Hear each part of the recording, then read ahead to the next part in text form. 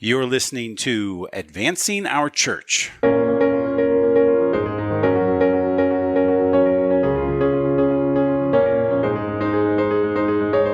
Welcome to Advancing Our Church, a Changing Our World podcast about Catholic stewardship, leadership, and advancement. I'm Jim Friend.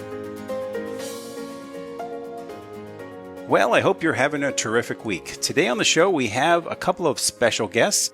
First of all, we're going to talk with Sebastian Lurie. Sebastian is a director here at Changing Our World, and I've invited Sebastian to tell us a little bit more about his great work. As it happens, Sebastian and I are working in the Diocese of Green Bay together on a $70 million capital campaign for the diocese. And so, Sebastian, welcome. Thanks for having me. Great to see you and great to be with you. Sebastian, you've been working a little bit behind the scenes on our podcast, being our producer, and I appreciate all your great work. Why don't you tell us a little bit about your career?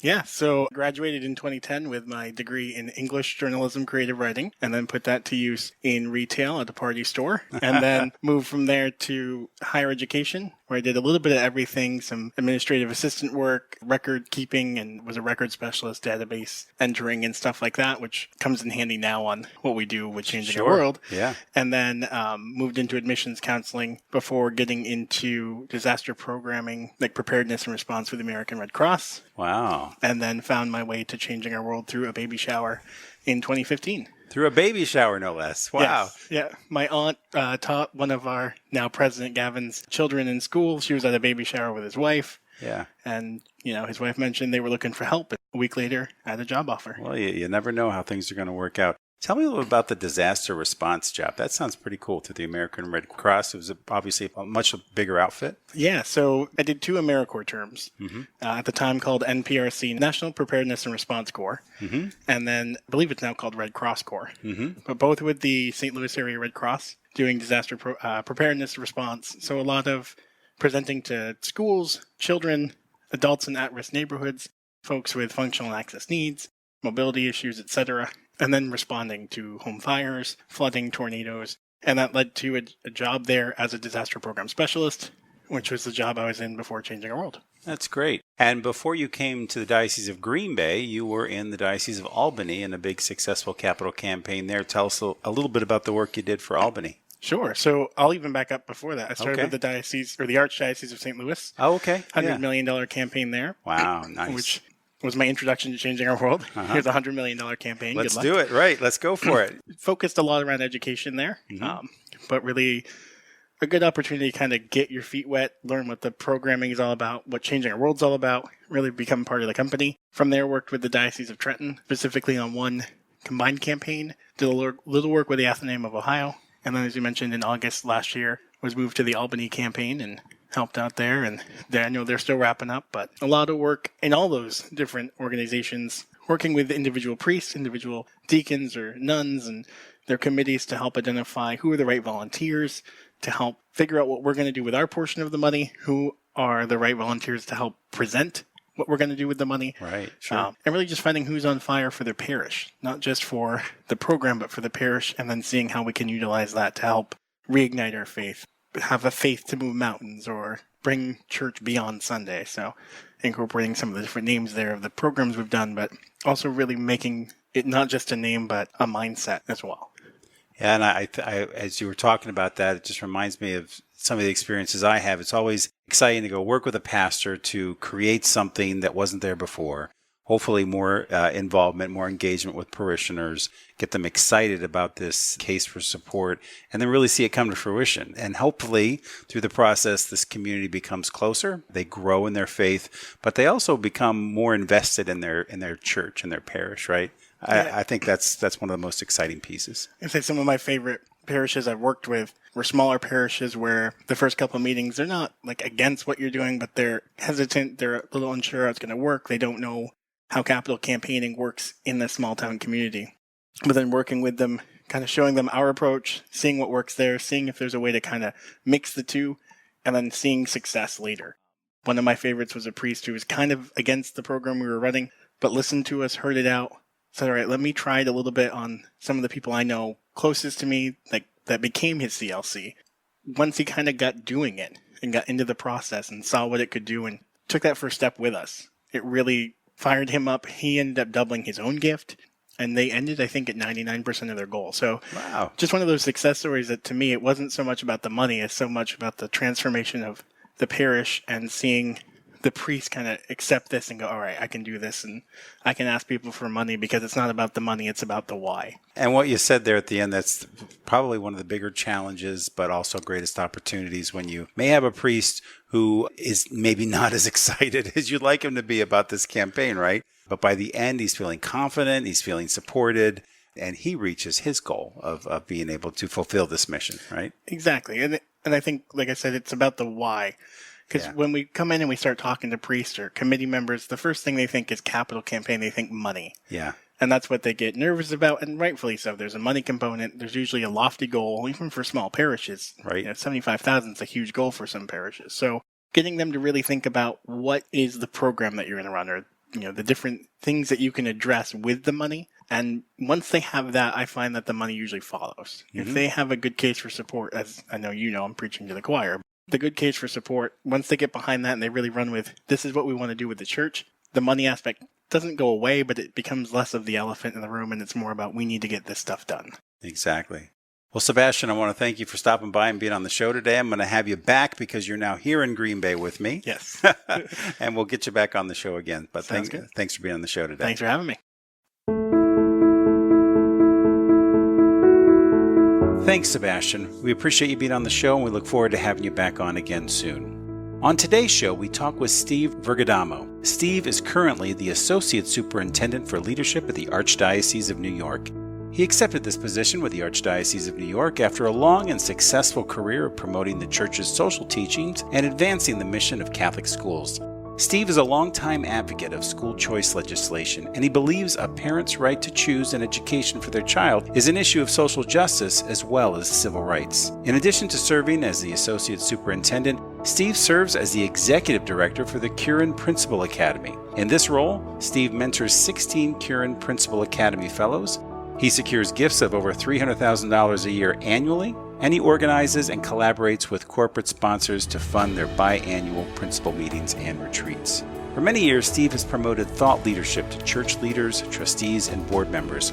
His expert counsel over the many years has led many bishops, chief financial officers, superintendents, pastors, and principals to consider him to be an expert in both church and school management. We're very fortunate to have Steve on our show today and to hear him talk about his passion for Catholic schools and his thoughts on leadership. And so without further ado, here's our conversation. Well, Steve, welcome to the podcast. So glad to have you with us today. You spent over 30 years in Catholic education. What made you feel called to serve in this capacity? Jim, that's a great question and a good way to begin, because truly, I think I've been called. And I think that's true to all of us who have served in Catholic education.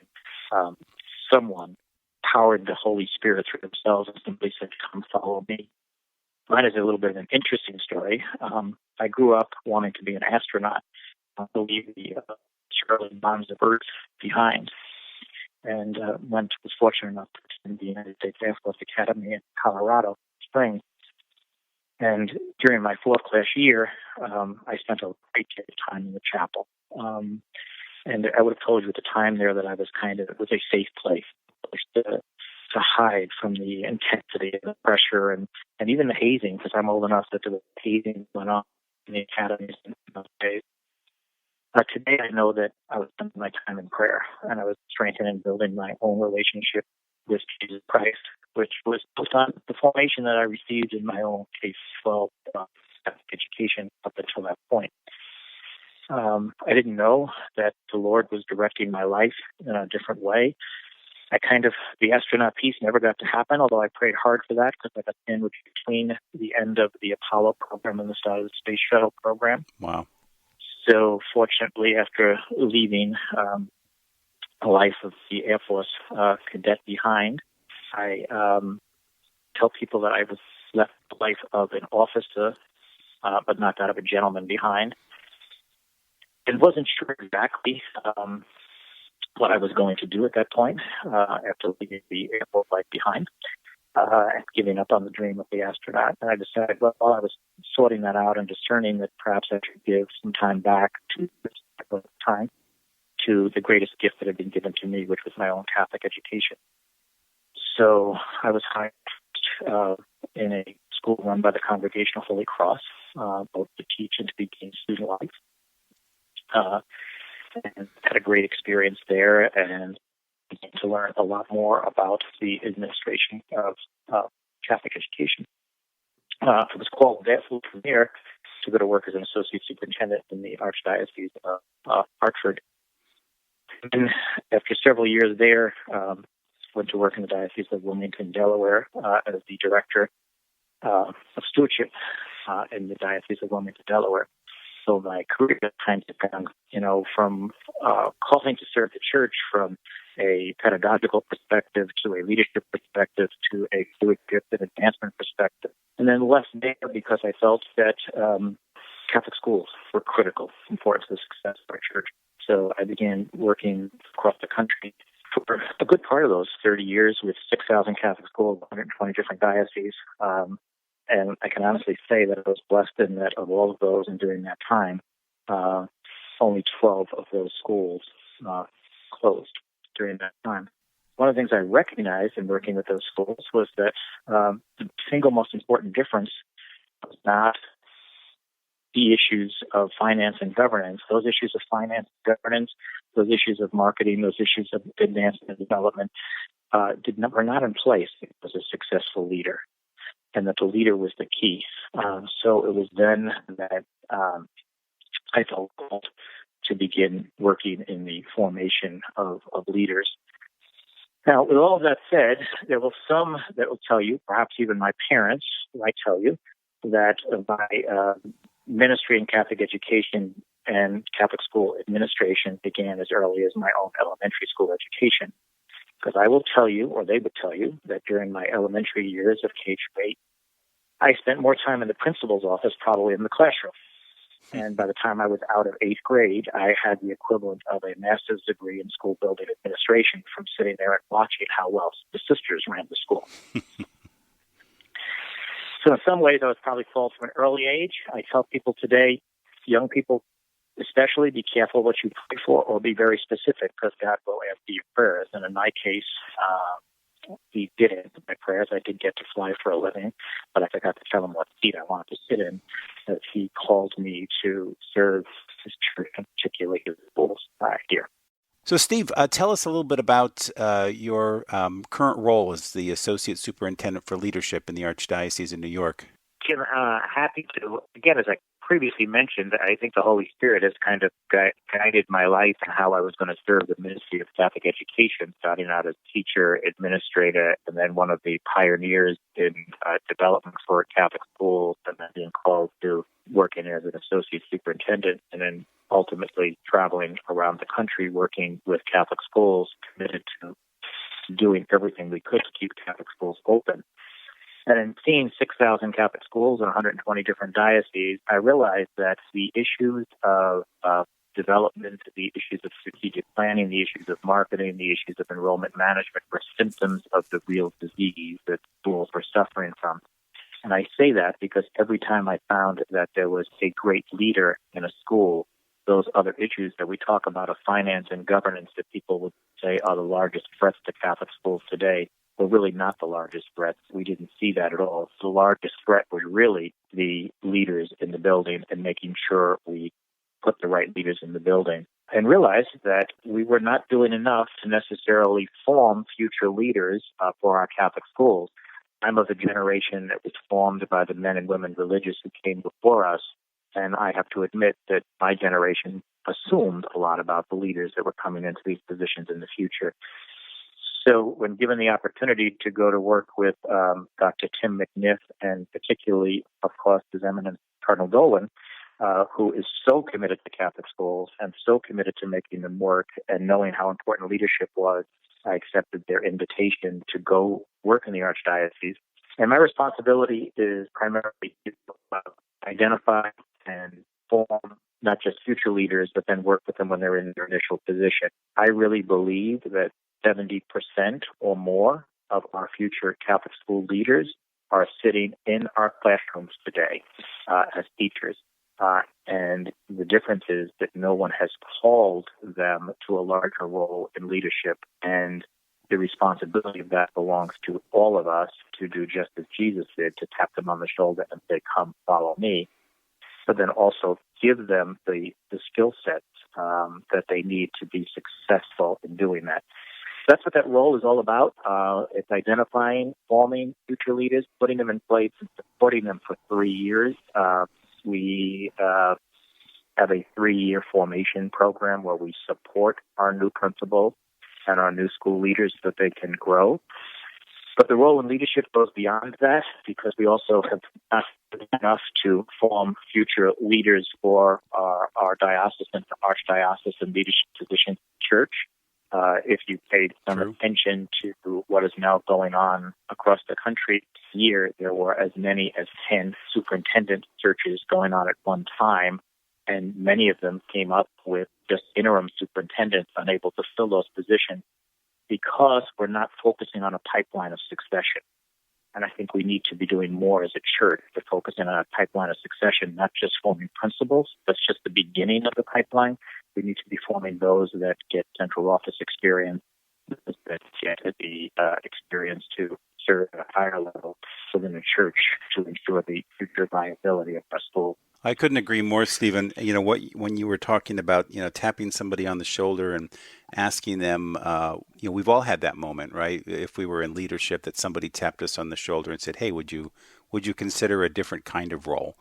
And I love what you're saying about a succession plan and just grooming young leaders. I agree. Folks who are in the classroom are your next principals, right? Or your next assistant superintendents, or maybe superintendents someday. So you in the Archdiocese, is there, tell us a little bit about that. How does that process work, where you identify somebody who is a teacher who might be a future principal? Is there an academy, or is there a program which they can follow for mentoring and get guidance on that kind of a path to be a principal? Sure, happy to. I just want to digress here just for a moment, because I think the same issue about tapping people on the shoulder relates to our vocation crisis in this country. We simply have stopped asking. And we need to be asking young men and women and calling them to this. And I don't know why we've stopped asking, but I tell people quite directly that if someone had tapped me on the shoulder and asked me to consider a vocation, I'd be working for the church still, but in a very different capacity. And I think we have to be called to that, to remember to be asking people, because all of us have been asked by someone, as you said, tapped on the shoulder to do that. So let's talk about a little bit about the leadership program in New York. Sure. One of the more difficult things about changing the culture and creating a pipeline was getting principals to be able to give up those that were the best contributors to their school. And when I say best contributors, the best contributor was often not maybe the best teacher to make the best administrator, but the best person who had the leadership ability to step up to the next level, whether that be the pedagogical skills, whether that be the organizational skills, whether that be the charismatic skills. And of course, principals don't want to give them up when they find them and form them and nurture them, because it makes their job more difficult. Right. So we appreciate that culture. So the first thing we did was began talking about the bloodlines, and that you're not really a successful leader until you have formed future leaders. And that's how we were going to measure success, by your ability to form future leaders. We had to create a sense of pride in our building leaders that they had bloodlines. And so we began with those who were already in place, build the bloodline pictures to hang in their office of those that they had formed that had gone on already, kind of before we had gotten there, to make this a real call to something we valued. The second step we did was we said we're going to schedule each year an evening of recognition and discernment. The evening of recognition and discernment was where we were going to ask each building principal, 200 schools, to nominate an individual who has made significant contributions in their school as a teacher or a staff member that they wanted to recognize and be called to a higher level of leadership and discernment. And so each year, when we get those nominations, we have a cocktail reception that is sponsored by the superintendent and the cardinal, and they're invited downtown to the cardinal's boardroom and social area in the building. There's a wonderful cocktail reception, but they're invited there with their spouse. They receive this letter, not an email, but they receive this letter of recognition from the superintendent the card that invites them to this event to come. And at that evening, they're basically thanked for what they have done to support the Ministry of Catholic Education, but they're also tapped on the shoulder to say, come, follow me, as an invitation to a call to leadership. At the same time, we say to those who are there that if it's a financial issue and you can't find your way to do this, we have ways to help you. And we have used our friends and philanthropic supporters that also believe with us that leadership is the critical piece of a successful Catholic school, to create funding for them to be engaged in a master's program to attend their school building leadership certification, as well as the master's degree in Catholic school building administration, which we thought was important that it be focused specifically on Catholic school administration. And typically we get somewhere in the range of 20, 25 applicants each year. So it becomes competitive. We award 10, 12 fellowships each year. When I first arrived there, they were going right into putting them right into a graduate program. And we were using, in a partnership with Dr. Chris Ritchie Carter and Dr. Cataro at Fordham University for their master's program in Catholic school leadership. And we were also using the REMIC Catholic school leadership program at the University of Notre Dame, where we would send one out there each year. The difference was the REMIC program is a summer program. So for somebody with, young children or something that couldn't afford to give up a night a week, but could afford to give up 3 or 4 weeks in the summer, depending on their schedule, we were able to accommodate those needs and also kind of balance the two programs. When they were going to school, we thought it was important that they go through as a cohort because we believe this is going to be their support group as they're enrolled for principals. So we build a sense of community, a sense of esprit de corps among them as they go through that, which is part of why I referenced my early career and experience at the Air Force Academy, because there was that building of the esprit de corps. There is that building of esprit de corps when you work on the campus of the University of Notre Dame, that people feel just this something about this special brigade that is there. And that's what we wanted to create in these folks. I've been highly successful in placing positions. We were blessed to have that program in place in one of the years that we had an early retirement buyout, and we lost 42 principals to an early retirement buyout. Wow. In 1 year to replace. If it were not for this program, we would not have been able to be as successful as we was in replacing that and have the schools not miss a beat. We've made an adjustment this past year in the program, but I've now taken it from a 2-year program to a 3-year program. What I mean by that is we're not putting we are selecting more than 10 or 12, since we were getting 20 to 25 applicants each year, and selection was being made as best as we could, looking at references, speaking with them, interviewing them. But I felt like we were maybe not, we could have expanded the base a little bit. So what we've done now is we've added a 3rd year to the program that is actually called a Year of Discernment. And I'm really excited about this Year of Discernment. We're partnering with Father Ron Nuzzi, who is a professor emeritus from the University of Notre Dame, a good friend, actually a mentor to me, and someone I've worked with for years. That we have 16 folk in the program, and they will spend a year over a course of 5 seminars and a summer retreat to begin the program, and then a summer retreat at the end of the program that will actually be a time of discernment. It'll be then time for them to discern, do they really want to go on into a role of leadership at a Catholic school, but also an opportunity for us to get a better discernment. Is this the candidate we want to move on? And what we're finding is we're getting a better look at these candidates by doing that already, and what school they might fit into from a cultural perspective. And my hope in this program is that we will actually expand this and partner with another diocese or archdiocese with this Year of Discernment, and then return folks back into their own diocese or archdiocese for the formal graduate education. We were close this past year. We were looking and working with the Archdiocese of Chicago, so we could have partnered one of our people in discernment with somebody in the Archdiocese of Chicago in discernment with my friend Superintendent there, Jim Rigg. and then the financing at that end just kind of did not come together, but we're still having conversations. And my hope is that, if not Chicago, we'll be able to expand this out to other dioceses and archdioceses and be kind of creating a brigade that goes beyond one diocese or archdiocese, but a network of Catholic leaders. People say to me, why is that important? And I say, because we become far more transient than we've ever been before.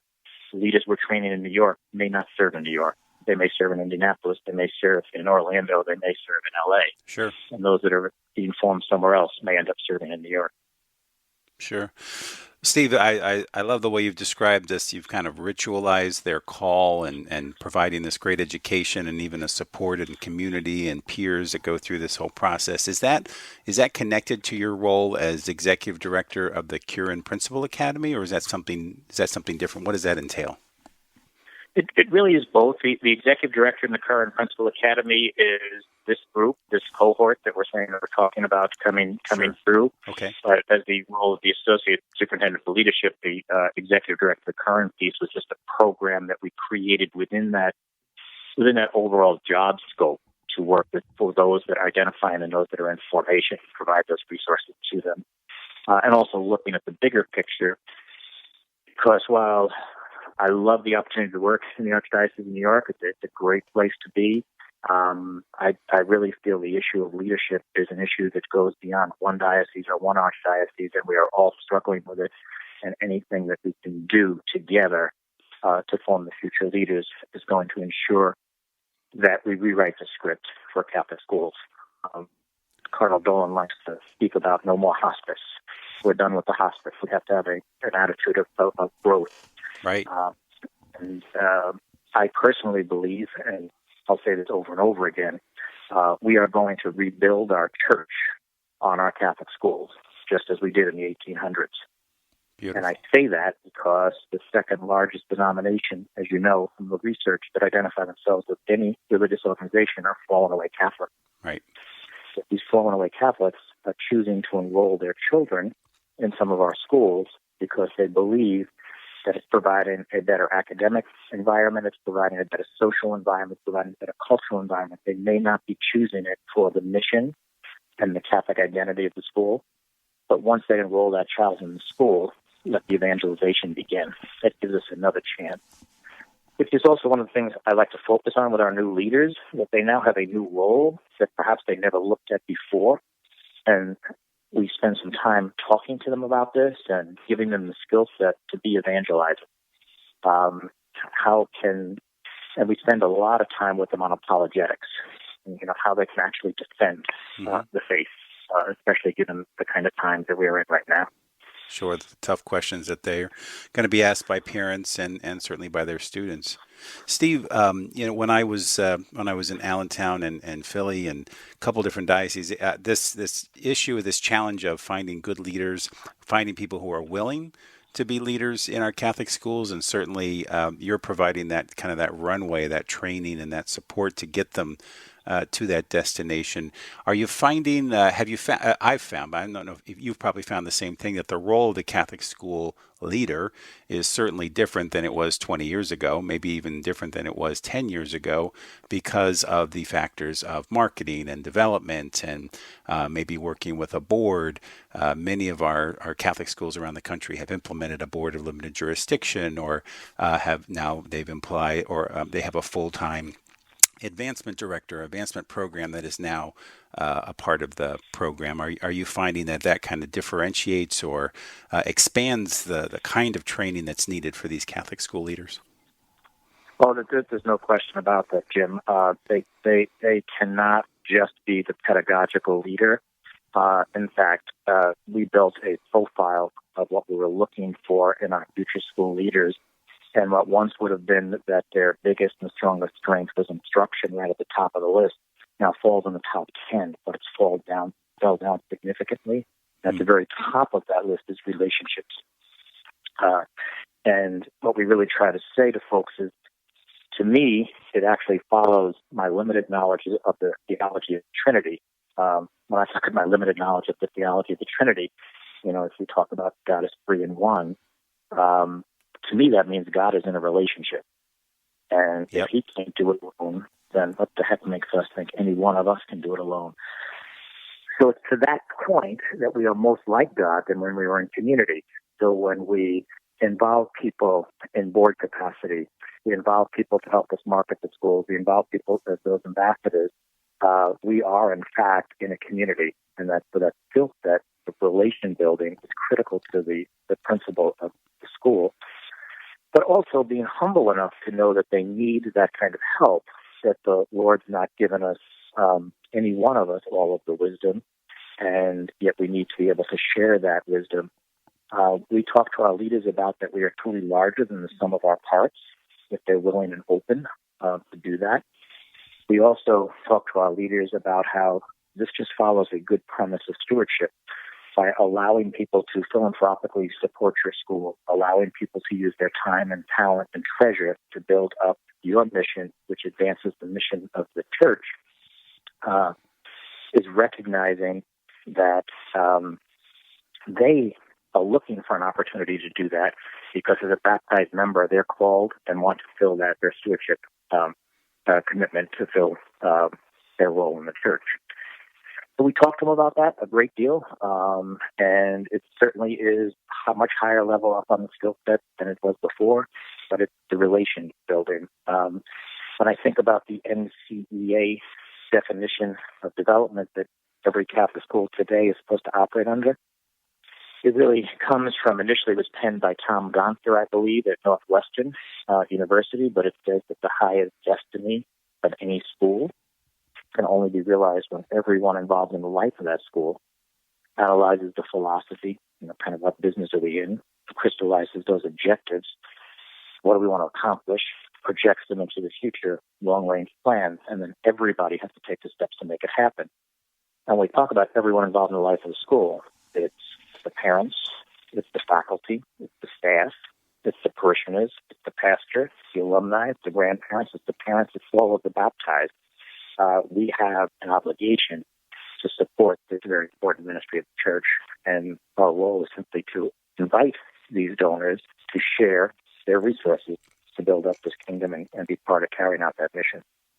And I think part of the role is probably also inviting people with those gifts into service to your Catholic school, right? So we know that if our Catholic school leaders have had a focus their career on education, on Catholic education, on administration, that they might not have spent a lot of time on marketing, on development, and might need to elicit those gifts from the community either through hiring somebody part-time if they have the funds, or full-time hopefully, or maybe a couple of somebodies to be a part of that advancement team, or inviting participation from the community, people with business skills and finance skills, people who can help them manage the business aspect, right, of managing their Catholic school through either the finance committee or through an advancement committee or parent relations committee or what have you.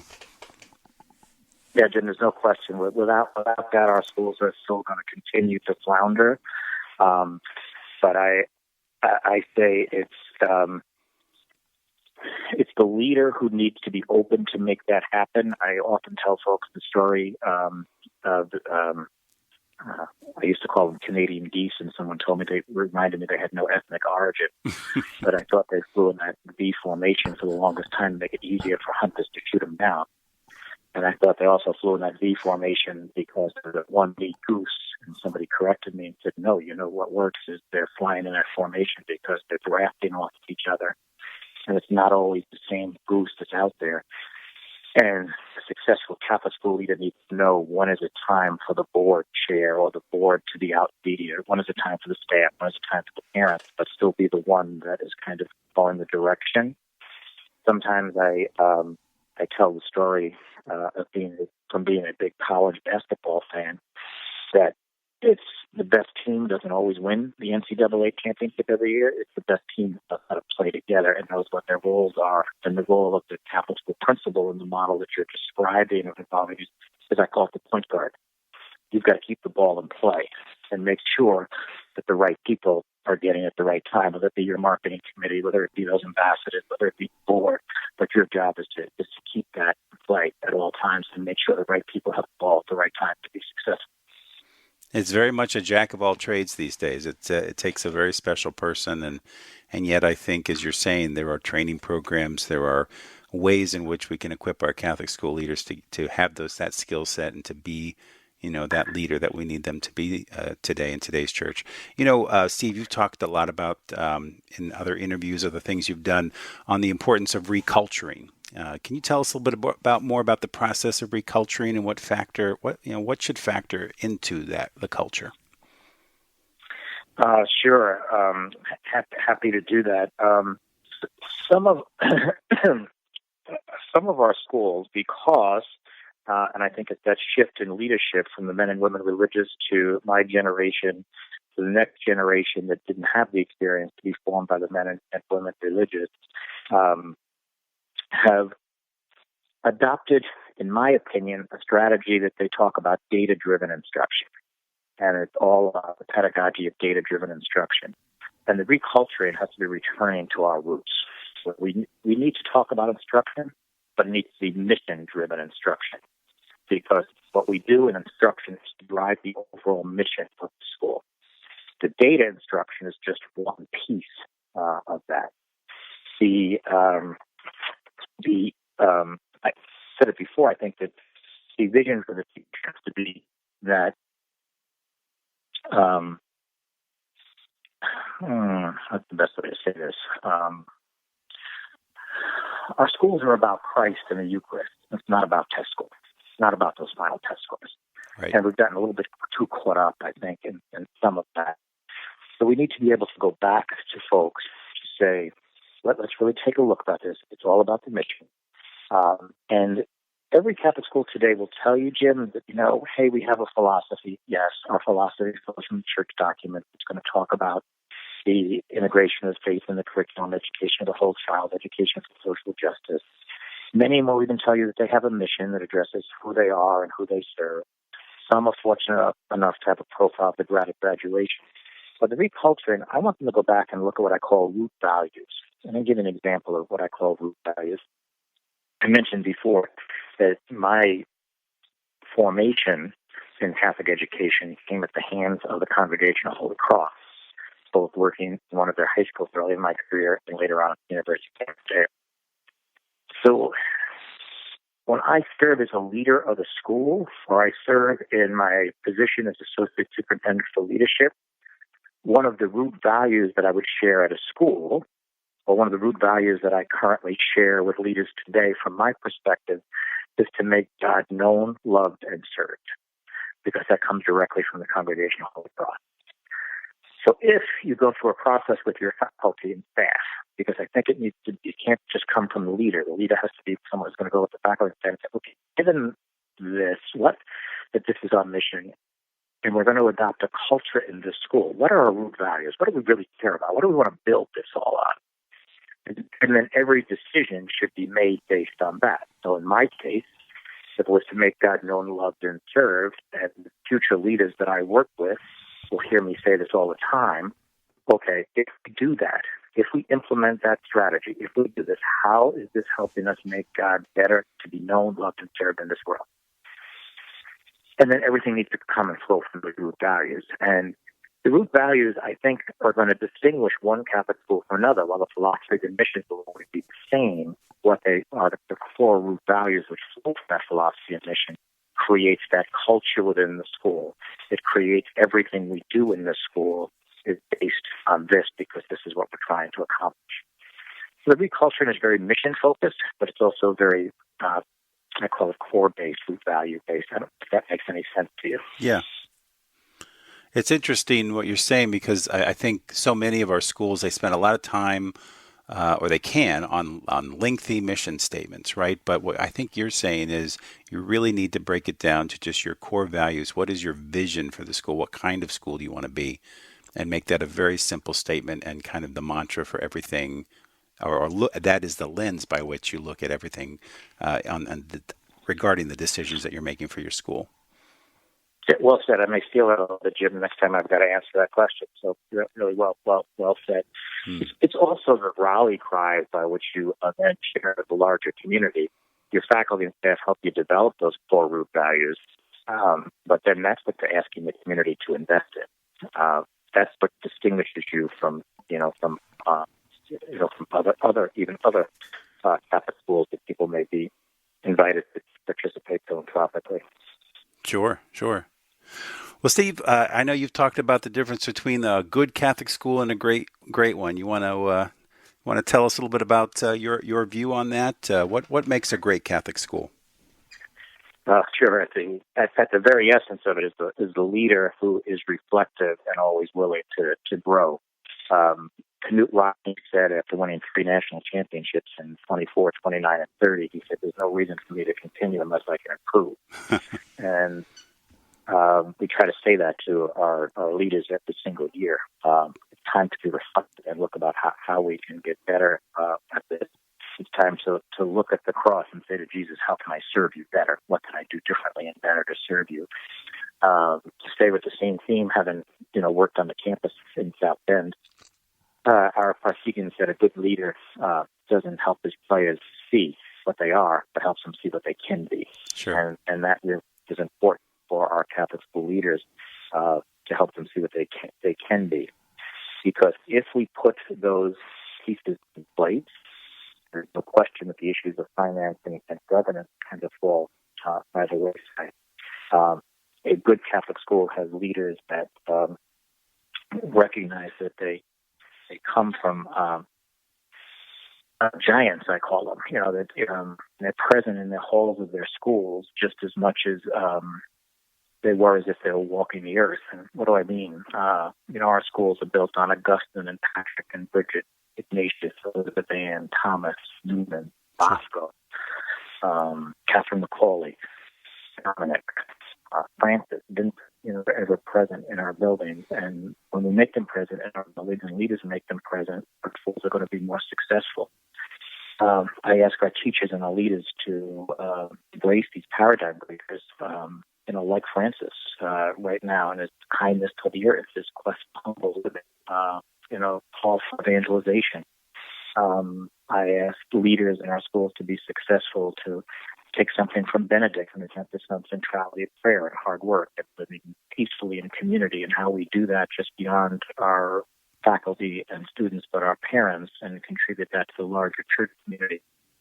I think one of the things that makes successful schools is, when we embrace Ignatius, he met people where they were, and he took them forward from that point going on. They embrace somebody like Thomas Aquinas, who his systematic learning and the deep reflection that I talked about before, the intellect. Patrick, the patron saint of the Archdiocese of New York, the zeal for creative teaching and catechesis. And you think about it, he really was at the foundation of differentiating and scaffolding instruction. Sure. John Bosco, I tell folks, be like St. John Bosco. He changed the face of Italy with his youth camp, not ever giving up on a child. Be that special force, faculty and staff in a great school, and leave no soul behind. Work in New York City, I tell them we can never ignore Frances Cabrini and have her in the school because, she named the patroness of immigrants, and we need her fervor and blessing to be secure. I call it the litany of the saints when I talk about them. Dominic, and it's power and confidence of speaking truth. And I can go on and on with these. When we embrace those giants of Catholic education, those educational icons, we recognize that we come from an incredible heritage. But we can't keep doing things the same way as we did before, and that's the reculturing piece. We have to recognize that we need to do things differently today, and that's the piece that you spoke about, I think, a little earlier, about recognizing and involving people in the development, the marketing, and advancement efforts. With all this said, Jim, I'd like to think that, we've got all of the solutions. We don't. We're only beginning to learn the power of this class of schools. Things are changing at blinding speed.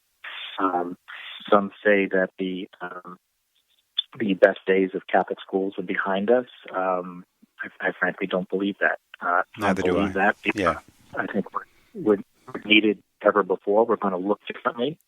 And in fact, we were founded, people often often don't understand why schools were founded the way they were and why we had so many of them, and they grieve the closing of them, and I think it's really just restructuring to the times.